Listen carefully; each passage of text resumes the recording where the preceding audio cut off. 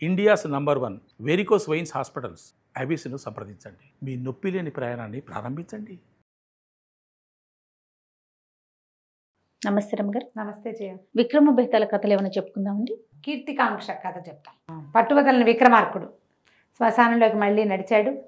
చెట్టెక్కాడు, కళేబరాన్ని భుజం మీద వేసుకున్నాడు. మళ్ళీ బయటికి నడుస్తున్నాడు. భేతాళుడు బాడీని ఆవహించుకుని ఉన్నాడు కదా, అతను మాట్లాడుతున్నాడు. రాజా, నీ ఓపిక్కి, నీ పట్టువదలని తనానికి చాలా మెచ్చుకుంటాను. నేను మార్గాయాసం తెలియకుండా ఒక కథ చెప్తాను విను అన్నాడు. పూర్వం ఒక పల్లెటూరులోనట ఒక ముకుందుడని ఒక కుర్రవాడు ఉండేవాడు. ఒక రైతు బిడ్డ. వాళ్ళ నాన్నకి బోల్డంత వ్యవసాయం ఉండేది. వీడికి ఏమిటో చేసి ఏదో అయిపోవాలని ఉండేది పాపం. మంచి సాహసవంతుడు వాడు. కానీ అతనికి అక్కడ పెద్దగా స్కోప్ లేదు. ఆ ఊళ్ళో బోల్డని పొలాలు అవి ఉండటంతో రైతు పనే చేయవలసి వచ్చింది. పొలం పనులకే వెళ్తూ ఉండేవాడు. అయితే వీళ్ళు ఉన్న ఊరు చారిత్రకంగా చాలా ప్రసిద్ధికెక్కిన ఊరు. అక్కడ బోల్డని శాసనాలు అవి ఇవి బోల్డని ఉన్నాయి. అదే ఆ ఊరిని చూడడానికి బయట ఊళ్ళ నుంచి బోల్డంత మంది వచ్చేవాళ్ళు. అనేక రాజ్యాల నుంచి ఆ పాడుపడిన కోటలు, తర్వాత ఆ శాసనాలు, ఆ విగ్రహాలు, ఆ తవ్వకాలలో పాల్గొనడానికి చాలామంది వస్తే వాళ్ళందరితోటి మాట్లాడేవాడు. గొప్ప గొప్ప వాళ్ళు కూడా వచ్చేవాళ్ళు.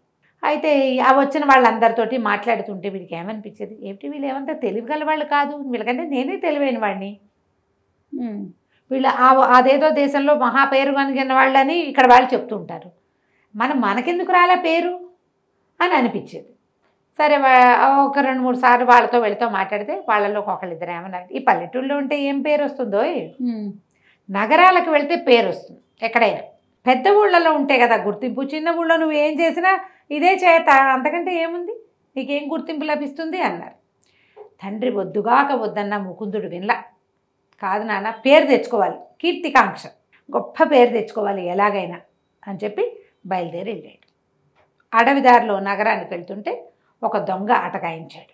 వీరేంద్రుడు వాడి పేరు. ఆ వీరేంద్రుడు సహజంగానే సాహసి కదా, పైగా పేరు తెచ్చుకోవాలన్న కండూతి ఎక్కువ ఉంది వీడికి. వీడేం చేశాడు, కత్తి దూసి వాడి మీద పడ్డాడు. హోరాహోరీ కొట్టేసుకున్నారు. దొంగ ఓడిపోయాడు, ముకుందుడు గెలిచాడు. దొంగ కింద పడిపోయి ఏమన్నాడంటే, 10 ఏళ్ళుగా దొంగతనం చేస్తున్నాను ఈ అడవిలో, నేను ఎవ్వడు నన్ను ఎదుర్కొన్న సాహసే కనపడలా, నువ్వు భలే గొప్పవాడిపోయి అంటే, నువ్వు కూడా గొప్పవాడివే, 10 ఏళ్ళ నుంచి ఈ పని చేస్తున్నా, నేను ఎవ్వడు పట్టుకోలేదంటే నువ్వు ఎంత గ్రేట్, చాలా గ్రేట్, బాగుంది, నేను ఈ దొంగతనం నేర్చుకుంటా, నీ పేరు మా ఊళ్ళో కూడా ఉంది, వీరేంద్రుడు అనే గజ దొంగ అని చెప్పి నాకు దొంగతనం నేర్పిస్తావా అని అడిగాడు. పేరు తెచ్చుకోవడానికి ఏదైనా సరే, వీరేంద్రుడు నీకు దొంగతనం నేర్పిస్తాను, నాతో ఉండమన్నాడు. వీడేదో తీసుకెళ్ళిన సామాన్లు అవి పెట్టుకుని వీరేంద్రుడితోటి ఆ అడవుల్లో చెట్ల కింద ఉండడానికి వెళ్ళిపోయాడు. తర్వాత వీళ్ళు సమీప గ్రామాల్లో దొంగతనానికి పోయేవాళ్ళు. ఓ రోజు ఒకళ్ళ ఇంట్లోకి ప్రవేశించారు. అస్సలు నిశ్శబ్దంగా వీరేంద్రుడు తలుపు తీయటము, తాళం కప్ప ఓడదీయటం చూసి ఆశ్చర్యపోయాడు. అమ్మ బాబోయ్, వీడికి ఎంత ప్రతిభ ఉంది, మనకి రాదే ఈ విద్య, వీడి దగ్గర ఈ విద్య ఉంది కాబట్టి వీడికి అంత పేరు. చెడ్డ పేరు ఏదో ఒకటి, పేరు అయితే పేరే కదా, చెడ్డ అయితే చెడ్డ, మంచి అయితే మంచి. సరే, అన్ని సామాన్లు మూటగట్టారు ఇద్దరు కలిసి. వచ్చేస్తుంటే ఇంకో గది దాటుతుంటే అక్కడ ఒక ఛాయాపటం ఒకటి, ఛాయాచిత్రపటం ఒకటి కనపడింది. ఇతను తెల్లబోయాడు వీరేంద్రుడు. గబగబా పెట్టే సామాన్లన్నీ వెనక్కి పెట్టే అన్నాడు. అనేసరికి కదా, ఎందుకు ఇంత కొట్టేశాం, ఈ సొమ్మంతా మంది, మన ప్రతిభకి తార్కాణం ఇది.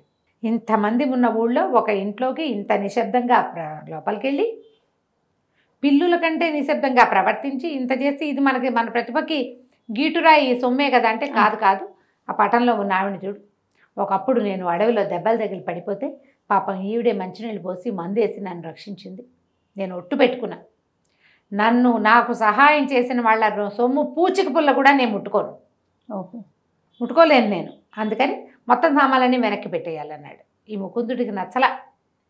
ఓహో, వీళ్ళకి కూడా కీర్తి లేదనమాట, ఇంత దొంగతనం చేసి వదిలిపెట్టేసినాడంటే వీడు కాదు, వీరేంద్రుడిని వదిలిపెట్టేసి నగరం వైపుకి ప్రయాణం చేశాడు. అయితే ఏమైంది, ఒక న్యాయాధికారి ఇంట్లో బస కుదిరింది. ఆయన ఏమన్నాడంటే,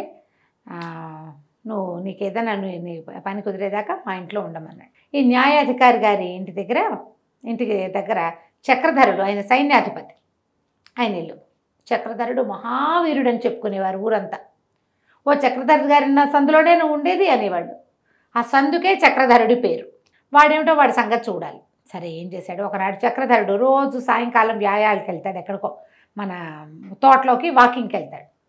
వీడు పోయి చీకటి మాటను కత్తిపుచ్చుకుని ఆయన మీద పడ్డాడు. ఇద్దరు కలిసి యుద్ధం చేశారు. కత్తిపుచ్చుకెళ్ళేసరికి ఎవరు పోయి నువ్వు ఎందుకు పడుతున్నావు అంటే నిన్ను గెలిచి నేను పేరు తెచ్చుకోవాలనుకుంటున్నాను, నిన్ను గెలవడం కోసం వచ్చాను అన్నాడు. మరి ఇట్లా ఎందుకు నలుగురు ముందు చేద్దామంటే ఒకవేళ నేను ఓడిపోతే చెడ్డ పేరు వచ్చేస్తుంది, నీ మంచి పేరు నీకే ఉంటుంది. అంతే. అందుకని ఓడిపోకుండా అసలు నీ శక్తి ఏమిటో తెలుసుకోవటం కోసము నేను ఇక్కడ యుద్ధం చేయడానికి వచ్చాను అన్నాడు. ఇద్దరు కలిసి యుద్ధం చేసి చక్రధరుడు ఓడిపోయాడు. ఓహో. ఓడిపోతే సరే ఇప్పుడు బాహాటంగా పెట్టుకోవచ్చు అనేసరికల్ చక్రధరుడు అన్నాడు, అట్లా కాదు, నువ్వు గురువు దగ్గర నేర్చుకున్న విద్య కాదు నీది, నీ దగ్గర ఏదో ప్రత్యేకత ఉంది, మరి అప్పుడు నువ్వు నా దగ్గర ఉండు, నీ ప్రత్యేకత నేను కూడా నేర్చుకుంటా అన్నాడు. దానివల్ల నాకేమొస్తుంది అన్నాడు ఈ అబ్బాయి. ఏమొస్తుందంటే ఏముంది, నీకు నెలకు 100 వరహాలు జీతం ఇస్తా, 1000 వరహాలు నా దగ్గర ఉండు.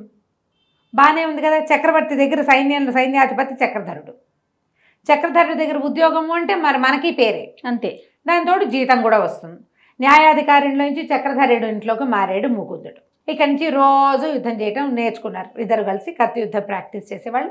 ముకుందుడి దగ్గర ఉన్న పల్లెటూరి మెలకు ఉంది కదా, కర్రసాము ఐడియా, అది చక్రధరుడు నేర్చుకున్నాడు. 6 నెలలు గడిచేసరికి చక్రధరుడు ముకుందుడిని ఓడించడం మొదలుపెట్టాడు. ఇప్పుడు చక్రధరుడి విద్యలో తను మేటవయ్యే అవకాశం లేదు, తనే నేర్పాడు. కానీ 6000 వరహాలు చేరాయి. సరే ఏమనుకున్నాడు, వ్యాపారం చేసుకుందాం అనుకున్నాడు. ఇంతలో ఆ ఊళ్ళో రత్నాల సెట్ అని ఒక సెట్టి గారిని ఎట్లాగో పరిచయం అయింది. సెట్టి గారు అన్నారు, ఇలా మెలకుగా ఉండేవాడికి ఏ వ్యాపారమైనా బాగుంటుంది, మన దగ్గర బ్రహ్మాండమైన రత్నాలు ఇవాళ వచ్చినాయి చాలా తక్కువకి, ఒక 5-6 వేల వరహాలు ఉంటే దీన్ని కొనేసుకుని బిజినెస్ చేసుకోవచ్చు అన్నాడు. రత్నాల సెట్టికి ఎంత పేరో, ఆ నగరంలో ఏ సందులోకి వెళ్ళినా రత్నాల శెట్టి పేరు తెలియని వాళ్ళు లేరు, ఎంత పేరున్నవాడు. సో రత్నాల శెట్టి చేసేది కరెక్ట్ అనమాట. అది చేద్దానికి పూనుకున్నాడు. వ్యాపారం చేయటం మొదలుపెట్టాడు, బాగా సంపాదించాడు. కొన్నాళ్ళు పోయాక ఏముంది, ఇంకోటి రాడు, అంతేగా, బోర్ అనిపించడం మొదలుపెట్టింది. అయితే ఏమైంది, ఈ రత్నాల సెట్తో ఉండి వ్యాపారం అన్నీ బాగా సెటిల్ అయ్యేసారు కదా. ఒకరోజు వాళ్ళ నాన్న వచ్చాడు. ఏ నాన్న ఏదైనా పని మీద వచ్చావా అని అడిగాడు. అది కాదురా, ఎప్పటి నుంచో మనం వ్యవసాయం చేస్తున్నాం కదా, వ్యవసాయంలో ఒక కొత్త మెలకువ సాధించాను, నేను ఎప్పటి నుంచో ప్రయత్నం చేస్తున్నా, ఇన్నాళ్ళకి అది సక్సెస్ అయింది. తక్కువ నీటితోటి వ్యవసాయం, అది గ్రహించి ఊరంతా మొత్తం దేశమంతా దాన్ని చేయించడం కోసం నా సలహా తీసుకోవడం కోసం పిలిచారు రాజుగారు, సన్మానం చేయటానికి. నాకు రైతుగా ఉన్నవాడికి కూడా కీర్తి వచ్చింది చూడండి. సరే నాన్నకి సన్మానం అయ్యాక మన ముకుందుడు తటాబుట్టా సర్దుకుని సంపాదించిన డబ్బంతా చేతపుచ్చుకుని నాన్న వెనకాల ఊరెళ్ళిపోయేసరికల్లా ఇంట్లో వ్యవసాయం చేసుకోవటం మొదలుపెట్టాడు. ఇక్కడ దాకా చెప్పాడు భేతాళుడు కథ. ఎన్ని రకాల పనులు చేశాడు, దొంగతనము, కత్తి విద్య, వ్యాపారాలు, ఇన్ని రకాలు చేసిన వాడు చివరికి వ్యవసాయంలో ఎందుకు సెటిల్ అయ్యాడు అని రాజుని అడిగాడు. రాజు అన్నాడు, దాందే ఉంది, మనం ఏది చేస్తున్నామో అది త్రికరణ శుద్ధిగా చేసి దాంట్లో సక్సెస్ వస్తే కీర్తి దానంతట అదే వస్తుంది. కీర్తి కోసం కొత్త పనులు చేయక్కర్లా, నువ్వు చేసే పని సరిగ్గా చేస్తే చాలు. వాళ్ళ నాన్న సాధించాడు అది. ఇప్పుడు ఈ నేల విడిచి సామె ఎందుకు, సొంత ఊరు విడిచిపెట్టి ఆ ఊరు ఈ ఊరు ఏదో తిరిగి దాంట్లో మన మించేవాడు ఇంకొకడు వచ్చి వాడిని ఓడించాల్సి వచ్చి ఈ గోలంతా ఎందుకు, మన వ్యవసాయమే మనం చేసుకుంటే సరిపోతుంది కదా.